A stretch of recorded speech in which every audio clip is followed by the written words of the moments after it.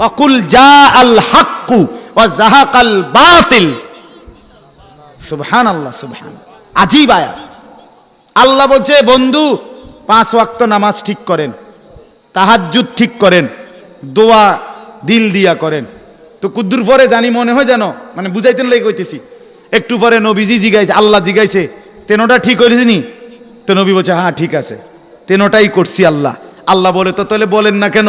অকুল বলেন, যা আল হাক্কু, হকের বিজয় হয়ে গেছে, জাহাকাল বাতিল, বাতিলের পরাজয় হয়ে গেছে। তাহাজ্জুদ, রাত গভীরে কাঁদবেন, এখানের চোখের পানি সেখানে ধাক্কা লাগবে ইনশাআল্লাহ। হুজুর আমার আশ্চর্য লাগছে, আমি আমার খুলনার হজরতের কাছ থেকে 2টা বই আনছি। বাংলাদেশের শ্রেষ্ঠ একজন বুজুর্গ হজরত মাওলানা মুফতি নুরুল আমিন সাহেব, খুলনার হজরতের বই এগুলো, কোনো লাভ ছাড়া এমনি আমি আনছি বিক্রি করার জন্য হজরতের এখান থেকে। একটা বই হলো আমাদের নবী সাল্লাল্লাহু আলাইহি সাল্লাম রাত্রিবেলা তাহাজ্জুদ পড়তেন, কত রাকাত, কদ্দুর, কখন। এই যে হুজুর যে এখন আশ্চর্য, উনি বলছেন যে তাহাজ্জুদ নামাজ এশার নামাজের পরে ঘুম যাওয়ার আগেও যদি কেউ পড়ে আর ভোর রাত্রে উঠে পড়ে, নেকির মধ্যে 19-20 বলছে না। এখন এখানে এটা বিস্তারিত আলোচনা আছে যে তাহাজ্জুদ নামাজ মুমিনের সিফাত, মুমিনের বৈশিষ্ট্য। একটা সহজ কথা বলি, এই কাগজের এটা যেমন 1 ফিট, এটা আরেকটা ফিট, এই ফিটটারে বাদ দিয়া এই ফিট আলাদা করেন তো। ঠিক এই পিঠে 5 ওয়াক্ত নামাজ, ঠিক হুবহু এই পিঠে তাহাজ্জুদ। মানে কি? মানে মেরাজের আগে ইসলামের একবারে প্রথম মানে 3 বার বা 4 বার মাত্র কোরআন নাজিল হইছে যখন, তখনই কোরআনের আয়াত নাজিল কইছে আল্লাহ, ইয়া আইয়ুহাল মুজাম্মিল কুমিল লাইলা ইল্লা কালিলা। এই তাহাজ্জুদ প্রথম নবীজি এবং সাহাবীদের উপরে ফরজ ছিল শুধুমাত্র রাত্রি গভীরের তাহাজ্জুদ নামাজ। ঠিক 11 বছরের মাথায় মেরাজের রাতে আল্লাহ তাআলা তাহাজ্জুদের জায়গাটার মধ্যে 5 ওয়াক্ত নামাজটাকে ফরজ করেছে, আর তাহাজ্জুদটাকে সরাইয়া আইনা সুন্নাত নফল বানায় দিয়েছে। এর দূর তফাত। সাহাবায়ে কেরাম এজন্য আমৃত্যু নবীজি এবং সাহাবীরা 5 ওয়াক্ত নামাজও পড়তেন, তাহাজ্জুদও পড়তেন। এই বইটা এরপরে হুজুর আজকে বললেন রাসূলুল্লাহ সাল্লাল্লাহু আলাইহি সাল্লামের উপরে বেশি বেশি দুরূদ শরীফ পড়তে বলছেন কিনা বলেন। এই বইটা সাহাবায়ে কেরাম নবীজির উপরে যেই দুরূদ পড়তেন, এরকম দুরূদ হলো 40টা দুরূদ সালাম, হাদিসের কিতাবে বর্ণিত, এগুলো এটাতে আছে। আমরা প্রতিদিন পড়ি একবার, এটা আমগো সবক, শায়েখের সবক। এটা কথা বুঝছেন কিনা? এটা একটা সবক আমগো। তে এখানে 40টা দুরূদ আছে। আপনারা দয়া করে ও যাওয়ার সময় আমার গাড়িতে 220 টাকা মূল্যে এই 2টা বই পারলে কিনবেন। আর আমি আপনাদের কাছে বলছি, তাহাজ্জুদ নামাজে দোয়া করবেন, চোখের পানি ফেলবেন। আরব দেশের একজন বিখ্যাত আলেম গবেষক, তিনি আহ্বান জানাইছেন সারা পৃথিবী মুসলমানের কাছে যে মুসলমান প্রত্যেকের জবানে জবানে, প্রত্যেকের ঘরে ঘরে, প্রত্যেকের বিবি বাচ্চা সন্তানের কাছে পর্যন্ত এই শব্দটা বুঝাইয়া দেন, উচ্চারণ করাইয়েন, ফিলিস্তিন আমার। ফিলিস্তিন কার? অর্থাৎ ছোট বড় মুসলমানের 250 কোটি মানুষ যেন ভুলে না যায়, কেউ যেন অজানা না থাকে, সবাই যেন জানে ফিলিস্তিন আমার। ফিলিস্তিন শুধু ওই অঞ্চলের মুসলমানদের না, ফিলিস্তিন কার? আলহামদুলিল্লাহ, আমি গত 3 দিন আগে আমার বাসায় ফজরের নামাজের পরে আমার বিবি, আমার বড় মেয়ে, আমার 2 ছেলে এক লগে বহাইয়া 1 ঘন্টা লাগাইয়া বলছি, বাপ বুঝালো ফিলিস্তিন, ফিলিস্তিন আমার। আমার 7 বছরের ছেলেরও বলছি, বাপ কও ফিলিস্তিন আমার।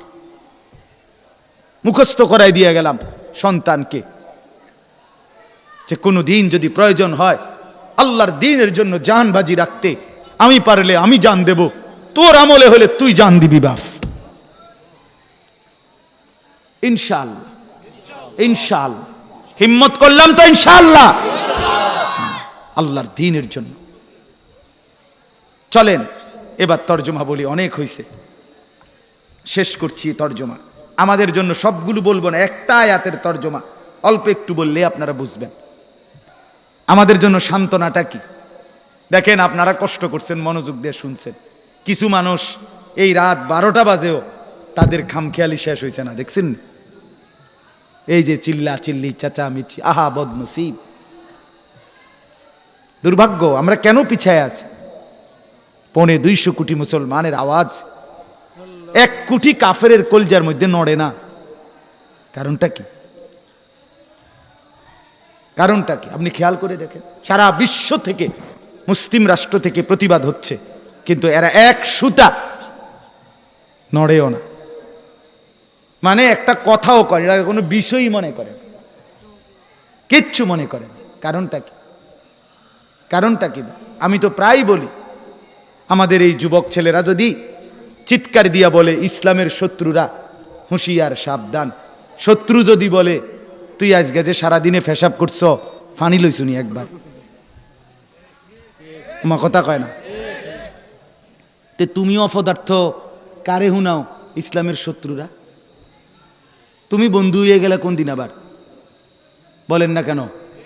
যদি কোনো কাফের দুশ্মন এই যুবকদেরকে জিজ্ঞাসা করে যে কইল সাবধান হুঁশিয়ার, হেরে যদি জিগায় যে আজকের ফজর থেকে এশার নামাজ 5 ওয়াক্ত নামাজ পড়ছো তো, আল্লাহকে সেজদা দিয়েছে তো, সে বলবে না।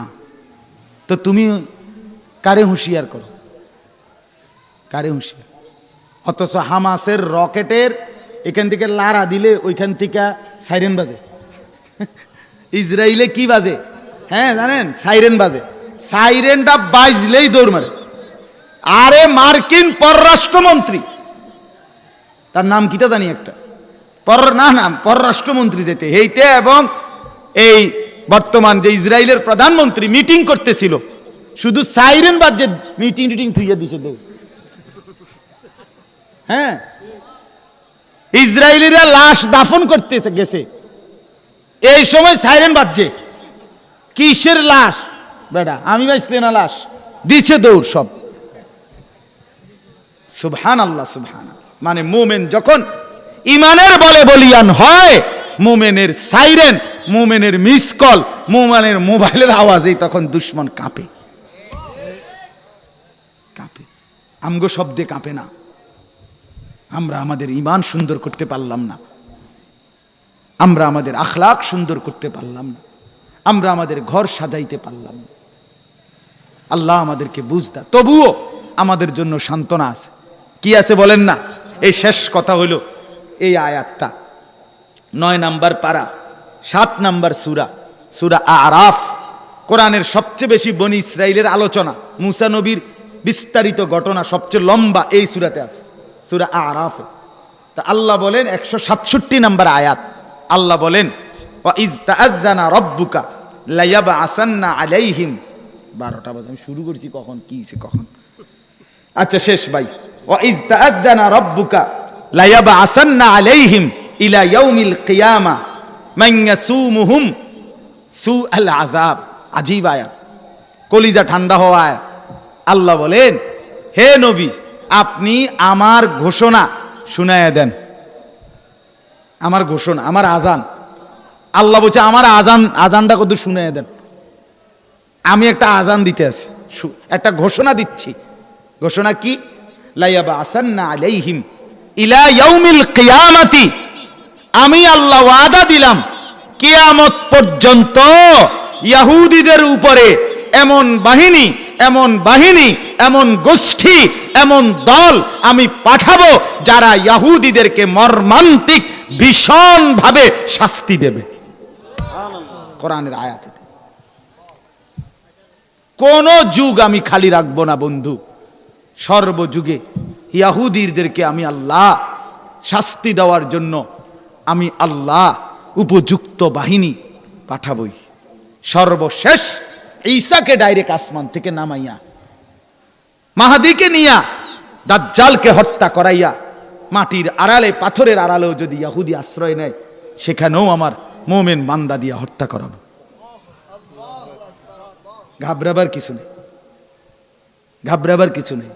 জিতবে ফিলিস্তিন। জিতবে কে বলো? হারবে কে? ইসরায়েল। জিতবে কে? হারবে কে? জিতবে কে? হারবে কে? হ্যাঁ, হারবে, কোনো সন্দেহ নেই। কোরআন যদি সত্য হয় মুমিনের বিজয় হবে। দেখার বিষয় হলো তুমি লাগছো কিনা কামে। কথা বোঝেন নাই? দেখার বিষয় হলো তুমি কামে লাগছো নি, আর নাহলে তুমি মোবাইলে টিপবা, তুমি মানুষের বেডিয়ে চাইবা, হ্যাঁ তুমি উলঙ্গ নাচে দেখবা, ইনশাআল্লাহ মুমিন যুদ্ধ করবে, ইমানদার যুবকরাই লড়বে।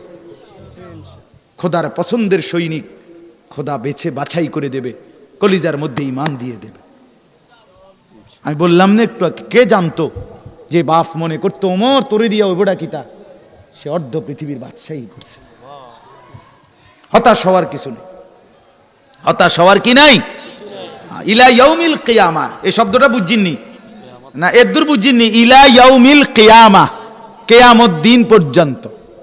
এটা মানে সৌদি আরবে গেলাম, পুরাটা সবে আরবি, আজানটা যে বাংলা দিছে এটা তো বুঝছি, এ রুমারি পুরাটা আপনি না বুঝলো এ কথাটা বুঝিনি যে এনে ইলা ইয়াউমিল কিয়ামা কি পর্যন্ত,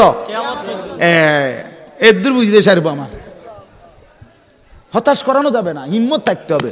আরে আমরা কেমনে পারবো, কি কেমনে পারবো, আমরা চাইবেন না।